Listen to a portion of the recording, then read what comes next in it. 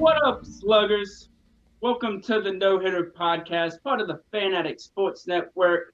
I got Coach I in the building with me tonight. Of course, I'm your host, the Stat Guy.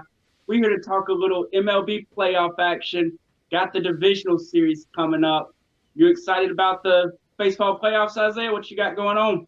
Hey man, I'm a Braves fan, man, and one thing I am happy about is I picked the Phillies to win in the first round. I think we put a poll out on YouTube, and I said I'd rather play the Phillies. Hey, you ask, you get it. Hey, Coach spoke that thing into existence. Oh man, we're gonna jump into these games coming up this week.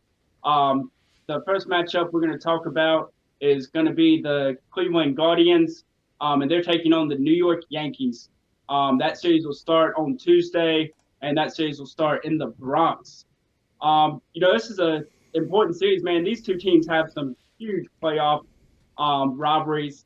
They played each other back in the 90s, played each other in 2007 and again in 2017.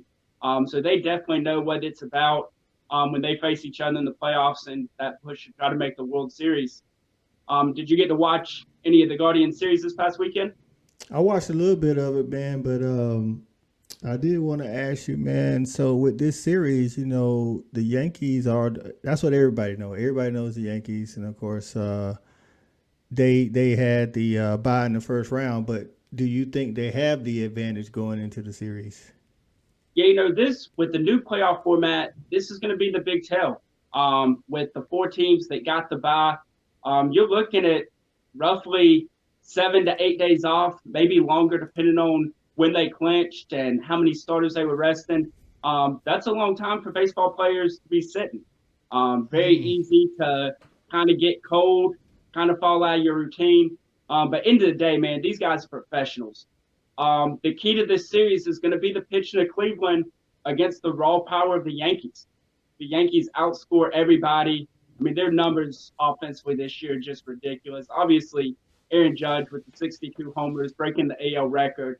But it's more than that. I mean, Giancarlo Stanton is back healthy and is hitting the ball. Their rookies have been producing. I mean, up and down that lineup, they just have some thumpers. On the other side, Cleveland doesn't really do that. I mean, Jose Ramirez can hit the long ball. Gonzalez obviously hit the walk-off to advance them to the divisional series, but they win it on their pitching. If I'm giving the nod, I'm giving the nod starting pitching and bullpen wise to Cleveland. It's going to be, can they keep the Yankees in the park? 1 through 9, the Yankees can run into one, and it can be 1-0 or 3-0 real quick. You get a couple guys on base. So it should definitely be a really good series. So you think the Yankees' home field advantage is going to play a part, or are the Guardians good on the road as well? I mean, the Guardians are okay on the road. Obviously not as good as the Yankees, but the Yankees playing at home is a definite advantage because they have that short porch out in right field. It's a hitter-friendly ballpark, and because of that, balls that might not have got out in Cleveland, long fly balls, find themselves to be home run balls in New York.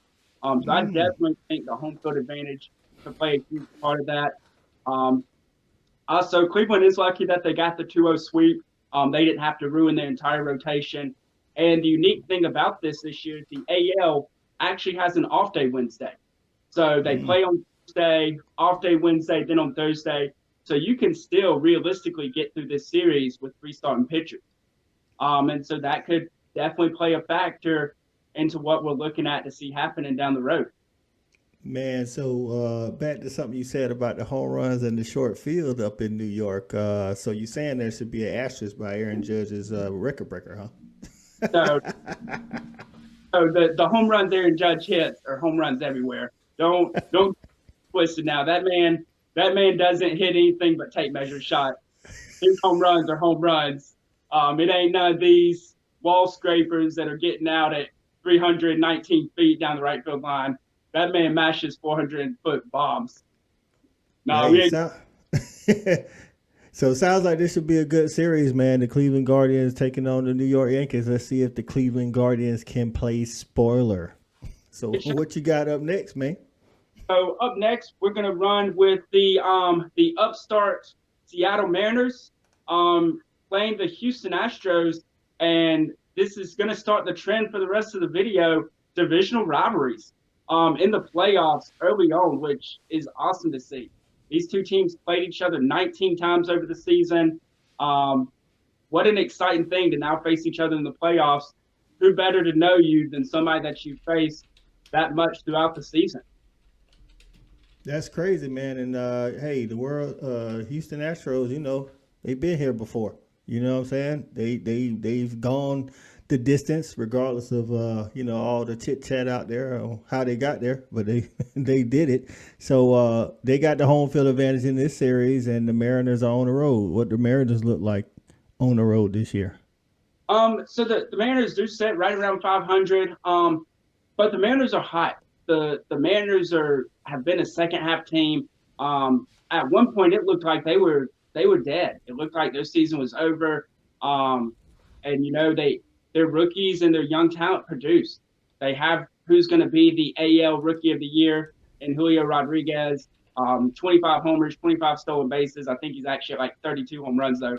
But just an immense talent, and their young talents playing. They're just a fun team to watch.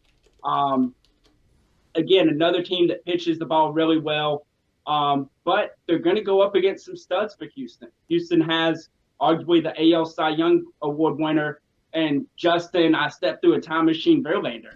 I mean, the dude's coming off Tommy John surgery and is pitching like he's 29 years old again.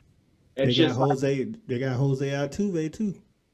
Still have Jose Altuve, and he's realistically, he gets hot in the postseason. He's going to break the record for most postseason home runs all time. And so I believe he's like 4 or 5 shy of that record. And so I expect that he could potentially do that. I mean, that Houston team is loaded. They lost some people this past offseason with Carlos Correa and George Springer in the free agent market. But they just reloaded, and they're back to their usual habits of just winning baseball. They play good baseball. They have the pitching. They have the bullpen. And they're playing a team that they know a lot about. On the season, they won the season series 12-7. And while I do love Seattle, I think they're maybe a year or two early ahead of schedule than where they think they are.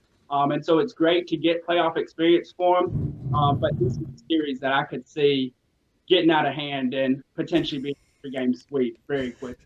So you calling on the prediction? You calling the Astros over the Mariners, huh?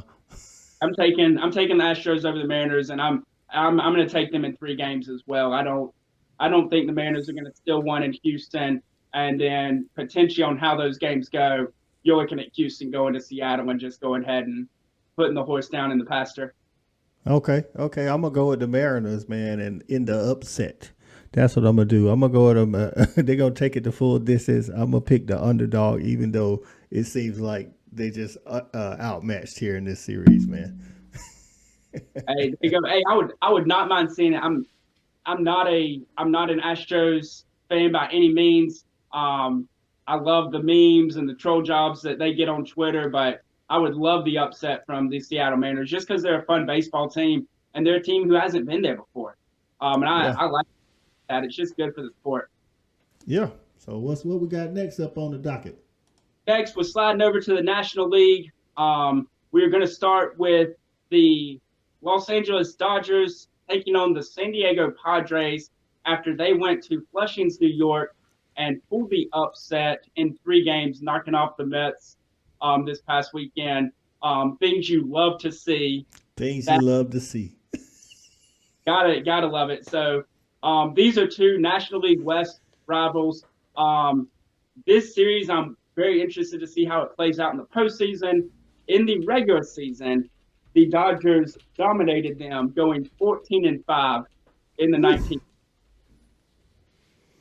So, talking about somebody that just has somebody's number. I mean, we talk about it all the time. Like maybe they're due, or maybe it's that old trade of, hey man, we just can't beat these guys, but let's go give it our best shot, and they're beat before they even hit the field. But you always tell me too, it's a matter about who's hot come playoff time, because sometimes you just you can't get together against a certain team during the regular season. So how hot How are the Padres? I mean, the Padres are definitely in a good place. 6 weeks ago, they were on the outside looking in, trying to get into the playoffs.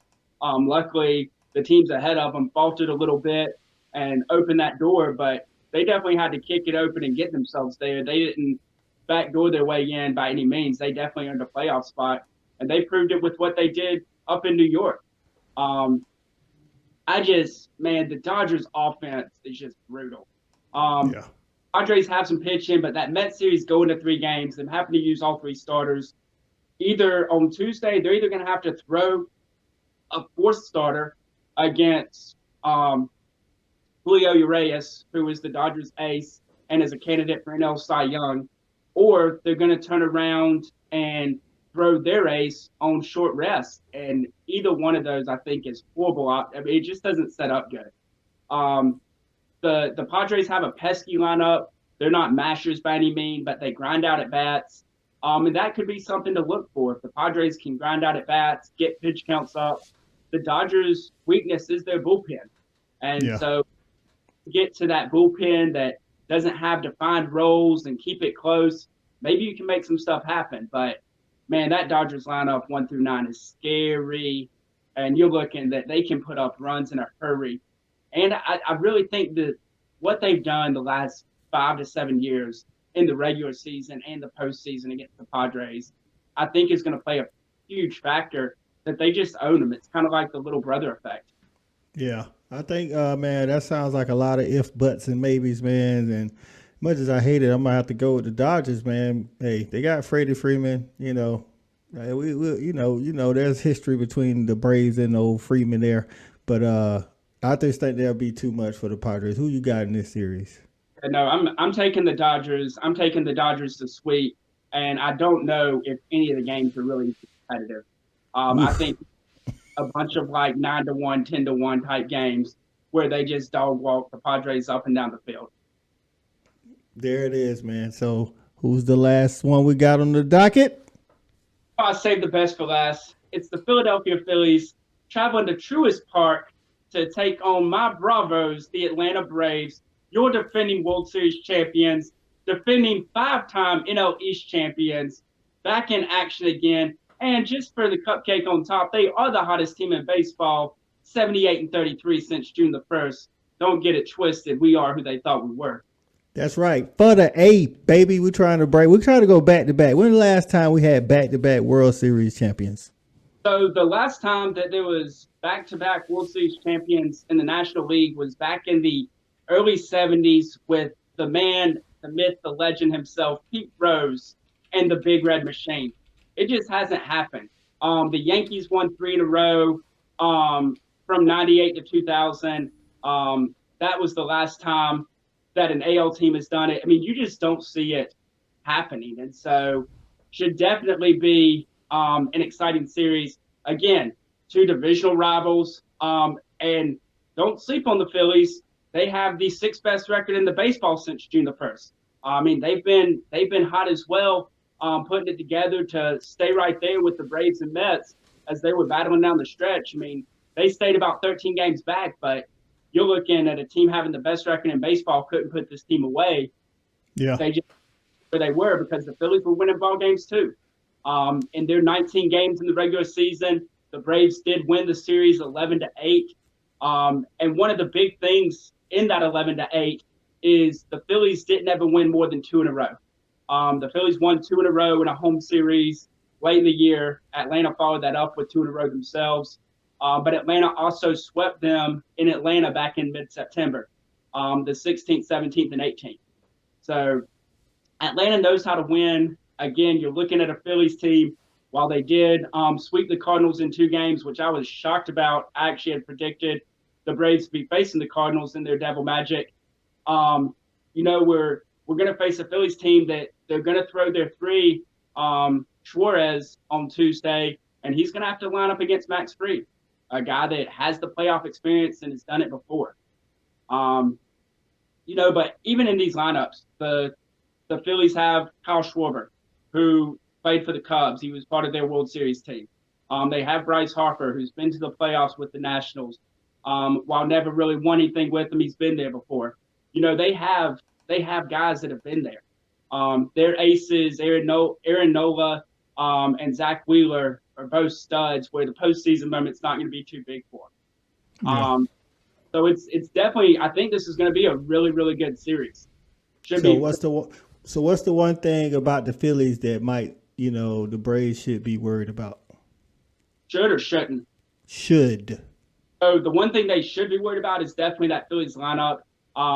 There's some holes in it in the bottom, but the top of that lineup with Kyle Schwarber, JT Realmuto, Bryce Harper, the top of that lineup can put up some runs, and they can put some cricket numbers up if you walk some guys or give up some little dinky hits to the bottom part of the order. If Philly can turn that order over, maybe second inning or the fourth inning or so, where maybe the inning starts 7-8-9 or 8-9-1, they can get some guys on in front of the front part of that Phillies lineup, and Philly can put some cricket numbers up in a heartbeat. Well, our Bravos, man, we some home run hitters, man. So, where's the one advantage or area that where's the one area we could take advantage of the Phillies? So the biggest area for us, and it's going to stay this way the entire postseason. I look for Atlanta to look to repeat the same way they won last year. They had the night shift last year. They asked their starters, go out and give me 5 innings, and I have 4 guys that we're going to give the ball to, 6, 7, 8, 9, and they're going to get you the rest of the way. And when you don't have pressure to feel like you have to pitch 6 innings or 7 innings or even 8 innings to give your team a chance to win, the confidence it allows your pitchers to pitch with is just unreal. And we have good pitching to begin with. They still haven't announced that Spencer Strider is going to be on the roster for the NLDS. They said he's close. I mean, you add another flamethrower that throws strikes, throws 100. That makes our starting rotation that much deeper. But our bullpen is going to be the catalyst of this series. It's going to take the pressure off of our starters, takes the pressure off of our offense. 2 or 3 runs is enough. And when that's enough with a team that loves to go deep, loves to hit the long ball, it lets you play loose. And when you have that loose, easy feeling, you never want the better team to be the team playing loose. Normally, dog is the team playing loose and they're not as tight or whatever. Man, the Braves are just such a fun team. The young Latin American players get after it. Just the mentality in that dugout that they're there to work every day. They get there early and take ground balls with Ron Washington. They're jokesters and pranksters with one another. Just the vibes in the clubhouse is an incredible thing. And I think just the whole atmosphere around the two teams is going to be the biggest difference. Well, and that's obvious, man. We both rocking with the Bravos, man. You know what I'm saying? I'm going sweep for the series. I want to do them in. You know what I'm saying? Get it over with. What you thinking? So I could definitely see a sweep happening. I could also see Aaron Nola or Zach Wheeler taking a game from us. So I'm going to go. I'm going to play it safe and take my Bravos in 4. But it doesn't get to a 5th game, and there is a chance that you could see an Atlanta sweep here. Look, all roads lead back to Los Angeles, LA, for the NLCS. It's the rematch everybody wants to see. They want to talk Freddie Freeman, Atlanta. They want to talk him being on the Dodgers. It's just going to be fun and exciting. I hope they can allow these 2 series to play out and us just enjoy a great week of baseball without looking ahead and talking about the potential of Houston, New York, Atlanta, LA. Let's just enjoy a great week of baseball before looking into the big headlines that await us that I think are coming down the road. Well, man, hey, I appreciate you letting me sit in for Kev while Kev has some life things, some family things going on. He'll be back on the regular scheduled preview for y'all, man. I appreciate you letting me get in. And I want to shout out to Jay Jackson, relief pitcher for the Braves. He played AAU basketball for me. Shout out to Jay. Hey, man, look at you with the connections, man, all over. Hey, I appreciate you coming on. I know you know you're a true Brave fan. You all about the A for everything. You rock with them Georgia Dogs. I'm sure some people in the comments will love that anyway. But hey, man, we appreciate you having you on. Hey, y'all, if y'all enjoyed the video, man, please make sure you smash that like button. If you're not already subscribed, please subscribe. We got college football content. We're bringing NBA basketball content. Of course, you got me with all the baseball knowledge. And then get in that comment section. Let us know what we missed. Let us know what you're looking forward to with this week for baseball. For the stat guy, that's my man, Coach and we out of here.